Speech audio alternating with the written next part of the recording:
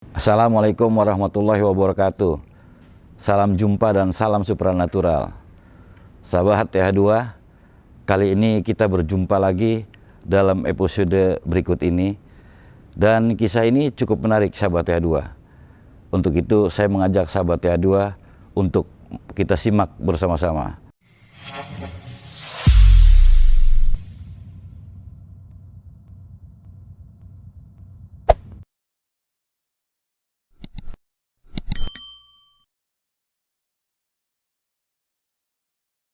Berkali-kali Jaka mengajak Ambar istrinya untuk berobat kepada Kisiroto. Tapi karena Ambar adalah orang yang tidak percaya dengan spiritual dan paranormal, tapi ajakan Jaka kali ini disambut begitu antusias oleh Ambar untuk berobat ke Kisiroto. Maka berangkatlah ke rumah paranormal guru spiritualnya Jaka. Sesampai di sana terlihat di rumahnya Pak Kisiroto sudah ramai orang menunggu giliran untuk diobati. Setelah Ambar dan suaminya yaitu Jaka masuk ke rumah Kisiroto, tiba-tiba Ambar merasa punggungnya begitu berat dan seperti ada yang menindih, dan dia merasa bahwa begitu panas ruangan itu sehingga Ambar berkeringat wajahnya. Tapi karena begitu masih ramai orang, dia tahan. Tiba saat giliran Ambar dan dia berkata pada Kisiroto bahwa ini tiba-tiba saya masuk ruang ini, saya merasa berat punggung saya dan saya merasa begitu panas ruangan ini Kisiroto. Sambil dipulas bahunya oleh Pak Kisiroto, nggak apa-apa, Pak Kisiroto bilang seperti itu. Setelah dilihat dan dibacakan mantra oleh Pak Kisiroto bahwa ternyata Ambar harus diruat untuk menghilangkan sengkolo. Karena penyakit Ambar selama ini adalah sering kesurupan, sering berbicara seperti kepada makhluk halus. Ini adalah sisa pada saat kuliah dulu, dia pernah diguna-guna oleh teman yang suka di kampusnya. Tapi sudah sering kali diobati, kondisinya masih tetap saja.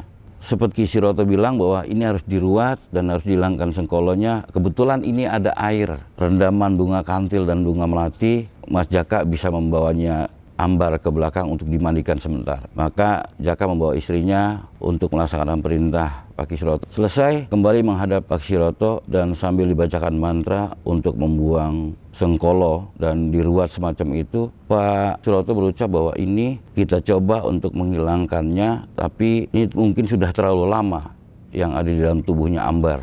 Seperti itu Pak Kisiroto berucap. Pak Jaka, kalau memang kedua kali seperti ini dan yang ketiga belum juga sembuh, kita nanti harus berangkat ke selatan Jogja. Nanti kita harus ritual di sana supaya bisa benar-benar sembuh. Ternyata setelah diruat oleh Kisiroto, memang belum begitu 100% normal. Karena Jaka masih sering menemui istrinya, suka bicara kepada makhluk halus. Minggu depan dijanjikan oleh Pak Kisiroto kita berangkat untuk ke tempat gurunya Kisiroto di daerah Jogja sana. Berangkatlah Pak Kisiroto dan Pak Jaka juga Ambar, mereka berangkat ke arah Jogja dan ke selatan Jogja. Di sana ada yang namanya semacam pulau kecil di depan laut yang ada di selatan Jogja sana, disebut orang di sana Pulau Baron. Setiba di sana mereka mampir di hotel terdekat dan mereka hari itu karena memang cuaca pagi, mereka survei dulu di lokasi sana. Setelah itu mereka balik lagi ke penginapan, istirahat, dan malam kurang lebih jam 10 Pak Kisiroto merintahkan kita udah siap berangkat dan kita harus sampai di sana jam 10 malam untuk kita melakukan ritual pembersihan sengkolo di dalam tubuhnya Ambar. Berangkatlah mereka, tiba di lokasi di Pantai Baron sana itu sekitar jam 10.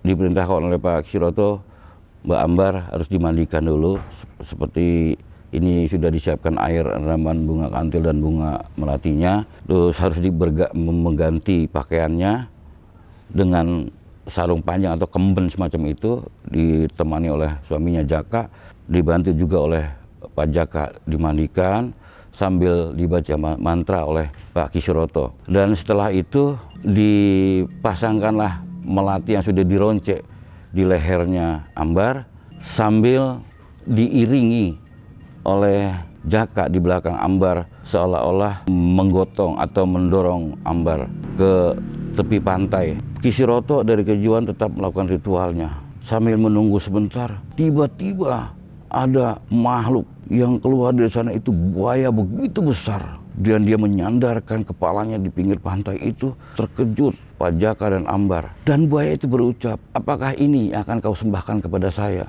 Suaminya Ambar, yaitu Pak Jaka, terkejut. Saya bukan ingin menyembahkan istri saya, tapi saya ingin mengobati istri saya supaya sembuh yang selama ini sakit. Tiba-tiba makhluk itu menghilang kembali. Dan Pak Kisiroto berteriak, gagal semuanya. Begitu terkejut dan terbengong-bengong Pak Jaka dan Ambar. Apa maksudnya gagal? Sementara Ambar sudah merasa kedinginan, maka diperintahkan untuk cepat ganti bajunya. Jaka dan Ambar semakin terbingung. Gagal kenapa pengobatan di sini? Oke, kita kemas-kemas, kita kembali ke penginapan dan kita pulang ke Jakarta. Semuanya gagal total ini usaha. Walaupun saya sudah capek-capek seperti ini. Oke, mereka saat itu kembali berkemas ke hotel, semua barang-barang dimasukkan kendaraan lagi, mereka pulang malam itu ke Jakarta. Setelah di drop ke rumahnya Pak Jaka, Ambar juga turun, Pak Kisiroto pulang ke rumahnya bersama supirnya. Dan beberapa bulan kemudian, Ambar masih mengalami penyakit dialaminya itu kembali kambuh. Dan bahkan ada satu hal lagi, sahabatnya dua. Sebagai suami istri, Pak Jaka kadang-kadang meminta kepada Ambar untuk melakukan hubungan badan sebagai suami istri. Tapi setelah beberapa bulan berobat dengan Pak Kisiroto itu, Ambar merasa nyaman. Karena dia setiap malam Selasa, ternyata dia selalu didatangi makhluk yang berbentuk manusia tapi ganteng dan kasep. Dan selalu mengajak berhubungan badan. Bu Ambar bercerita bahwa itu nikmatnya luar biasa. Sampai di alam sadar pun masih terasa begitu nikmatnya. Sehingga pada saat Pak Jaka selalu minta berhubungan badan, Ambar selalu menolak dengan alasan capek dan malaslah semacam itu. Tapi karena memang pemikiran Jaka bahwa karena istrinya dalam rangka perobatan, oke, dia masih maklum. Dengan bijaksananya hatinya Jaka menerima semua itu. Sahabat ya dua, karena memang masih penasaran Jaka, maka Jaka berpikiran bahwa ini belum sembuh dan dia berniat untuk kembali berobat kepada ponakan dari ayahnya, yaitu Pak Aceng. Dia adalah seorang ajengan yang berilmukan hikmah. Maka besok dia mengajak Ambar untuk mengunjungi Pak Aceng, Ki Haji Aceng itu untuk berobat dan bermalam di sana karena memang mereka masih saudara dekat. Setelah diceritakan oleh Pak Jaka bahwa ini Ambar belakangan ini telah 2 tahun berkeluarga dengan saya, penyakit seperti ini sering timbul, Pak. Begitu sama Pak Aceng dilihat, diperiksa dan dibacakan doa dari ayat-ayat Al-Quran seperti itu, Pak Aceng terkejut.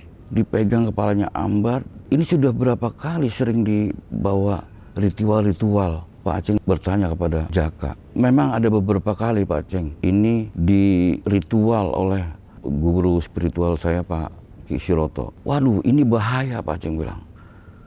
Bahaya sekali. Ini anak di dalam tubuhnya ini ada makhluk entah dari mana. Ritual itu bahaya.